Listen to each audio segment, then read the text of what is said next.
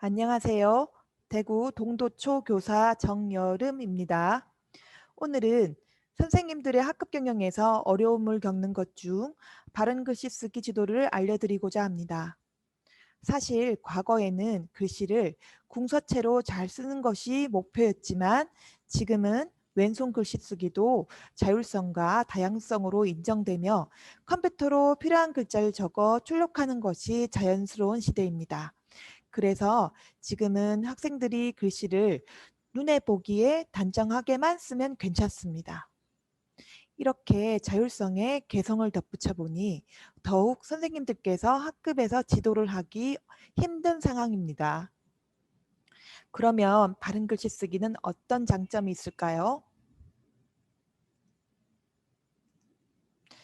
배움 노트에서 바른 글씨의 효과는 다음 사진과 같습니다. 4월에 우리 학급에서 쓴 노트입니다. 이 노트의 견본만 보여줘도 아이들의 노트 쓰는 자세가 많이 교정됩니다. 이것을 1번 노트라고 하고 이것을 2번 노트라고 해봅시다. 선생님들께서는 어느 노트에 A와 B를 주시겠나요? 우리 반 아이들은 28명 모두 1번 노트에 A를 주고 싶다고 했습니다. 하지만 자세히 살펴보면 1번 노트는 상업의 중심지에 오답이 적혀 있으므로 엄밀히 말하면 2번 노트가 A입니다. 수행평가 평가 기준에 의해서 정답이 3개면 A, 2개면 B, 1개이거나 0개면 C를 준다면 말이죠. 하지만 1번 노트가 더 잘 써 보이는 이유는 아이들이 말하길 1번 바른 글씨, 2번 구조와 3번 맞춤법이라고 꼽았습니다. 그리고 2번 노트에는 이월드에 같다 라고 맞춤법도 틀렸거든요. 그리고 2번 노트의 정답 칸에 보면 지우개질을 제대로 하지 않아서 니은에 체크되어 있고 이것을 가입표하였습니다. 그리고 이제 정답인 기억을 적어놨지요. 깔끔하게 보이지 않습니다. 만약 이것이 학년 전체의 수행평가이고 선생님께서 300여 개의 같은 페이지를 동시에 빠르게 채점한다고 할 때 동인선상에서 어느 노트에게 A를 줄 것인가 라고 하면 답은 나올 것 같습니다. 저는 학기가 시작된 3월 2일부터 학생들의 배움 노트를 지도하고 학생들은 국어, 수학, 사회, 과학, 창체 프로젝트 노트를 쓰고 있습니다. 그런데 글씨 교정은 4월 2일부터 하고 있습니다. 선생님들께서 3월 2일부터 학생들의 글씨를 바로 교정하는 것보다는 한 달 정도 학생들이 글씨 쓰는 습관을 유심히 보시고 교정하시는 것이 좋습니다. 왜냐하면 학기 초에 학생들에게 배움 노트 작성법이 익숙하지 않기 때문에 배움 노트 작성법으로부터 한 달간 충분히 노트 정리 기법을 익힌 후에 글씨 교정을 하는 것이 좋고 또 학생이 글씨 쓰는 습관 중 글씨가 바르게 보이지 않는 원인을 정확하게 알면 짧은 시간 안에 빠르게 글씨가 교정되기 때문입니다. 학생들의 글씨가 단정하지 못하게 보이는 가장 큰 이유는 글씨 크기가 일정하지 않고 들쭉날쭉한 경우가 많습니다. 글씨 크기는 배움 노트에서 상위 개념이 더 크고 아래 하위 개념이 더 작게 필기하는 것이 좋습니다.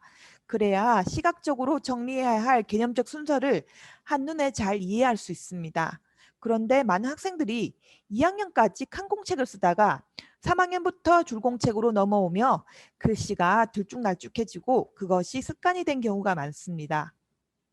이 현상은 작년에 코로나 바이러스로 저학년에서 중학년이 된 학생들에게 더 자주 나타납니다.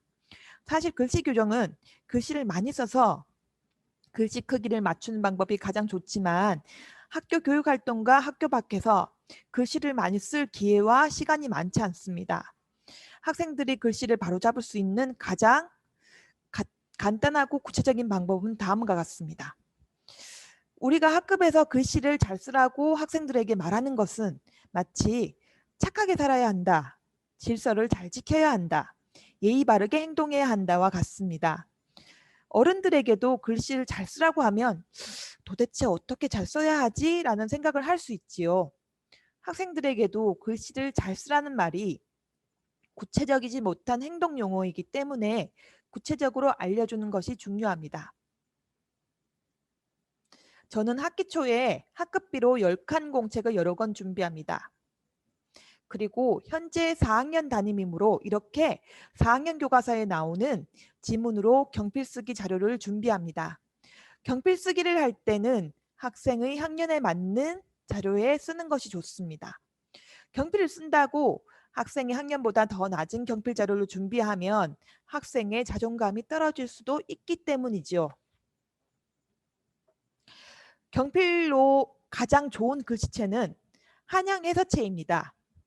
국어 지문으로 경필 자료를 준비한다면 글씨가 네모칸에 가득 차게 인쇄하는 것이 좋습니다.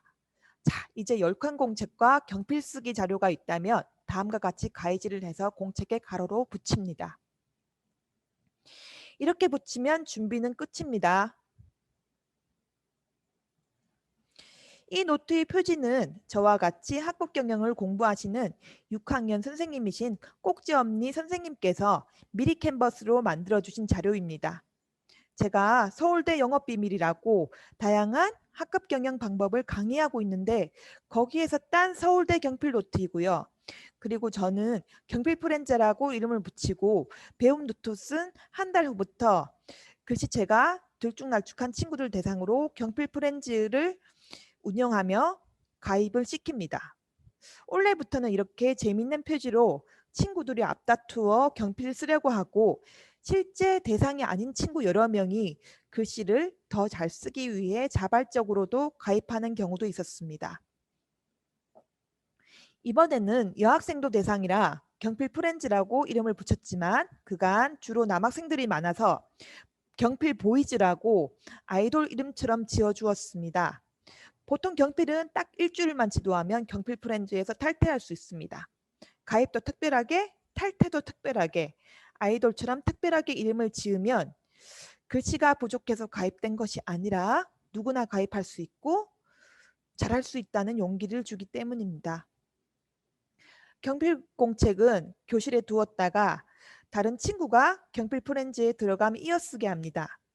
10칸 공책을 아이들에게 사오게 하면 어차피 그 공책을 다 쓰지도 못하고 글씨가 고쳐지므로 자원 낭비이고 다음 경필 프렌에게 설명할 때 쓰던 공책을 견본으로 주면 보고 쓸 수 있는데 새 공책이 시작하면 하나씩 처음부터 다 가르쳐야 하므로 선생님이 매번 알려주셔야 하는 힘든 점이 있습니다. 선생님, 간혹 경필 쓰기를 하면서 그냥 위에 글씨를 따라 쓰게 하시는 선생님이 계신데 그렇게 해도 되기는 하나 모음을 끝까지 글자칸에 맞게 쓰게 시켜야 더 빨리 교정이 됩니다.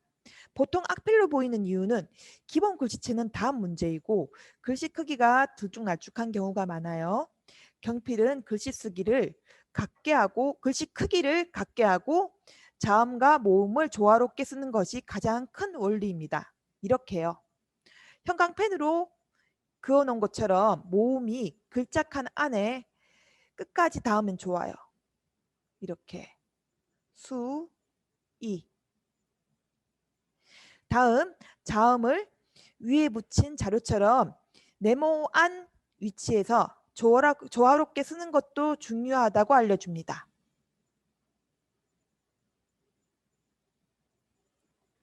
보통 학생이 용기를 가지고 글씨를 바르게 써보겠다는 의지만 있다면 하루에 이 한 페이지를 썼을 때 보통 일주일 안으로 교정이 됩니다.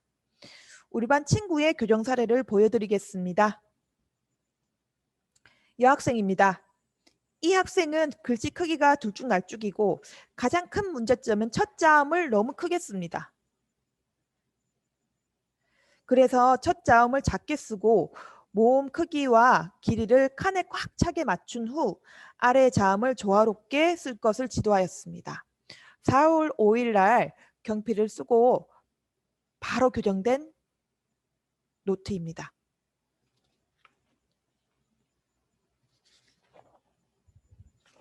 배움 노트 지도 일주일 후 노트고요. 이 여학생은 지금까지 이렇게 글씨를 처음보다 나은 상태로 쓰고 있습니다. 둘째 남학생입니다. 이 남학생은 한눈에 봐도 글씨 크기가 크고 작고 크기가 맞지 않습니다. 그래서 경필 노트 지도 후에 글씨 크기를 균일하게 맞추어 보았습니다.